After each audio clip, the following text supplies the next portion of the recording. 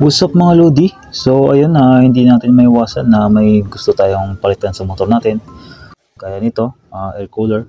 Bali papalitan ko siya ng 6 row dahil yung stock niya is 3 rows lang. Tsaka luma na rin, kita niyo naman. Yan, sobrang dumi, yupi dahil sa sobrang katagalan na. So yan, babaklasin ko na yung stock niya. Papalitan na natin siya ng bago.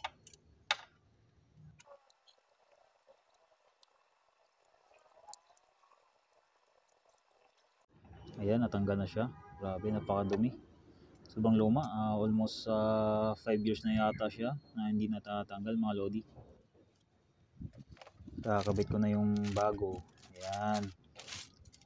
6 row siya. Try lang naman natin magpalit ng 6 row na mas malaki pa sa stock. Ayan. Maganda sa motor natin na 6 row mga Lodi ha. Tsaka bagay na bagay sa motor natin. Kitang-kita yung air cooler niya sa ilalim. Ayan. 1 hour later. So ayan na nga, naikabit na natin. Ayan, pupunasan muna natin. Saka nahigpitan na rin yan. Ayan. Titisting natin siya mga Lodi kung may tagas ba yung ano natin, air cooler o wala. Ayan, punasan muna natin dahil tumagas yung kanina pagtanggal natin sa stock na air cooler. Ayan, testing natin.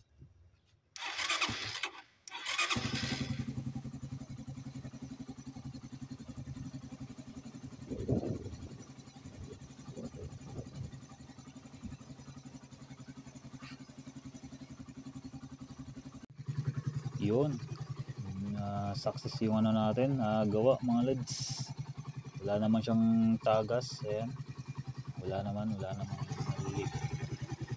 All goods yung ano natin, gawa natin. Ayan, saka nakatipid tayo sa labor kaysa pupunta pa tayong shop. Nabayad pa tayo kung kaya naman natin gawin. Gawin na lang natin, di ba? Di ba? Ayos na ayos. Okay naman siya mga Lodi. Ayan bagay na bagay sa motor natin. Ayan, napakaangas. Ayan, pwede na mag long ride mga Lodi. Angas na angas. Testing na agad, patagbuhin na natin agad. Ayan, tingin muna baka may leak. Boom. Ayan, ayos na ayos si Ranico.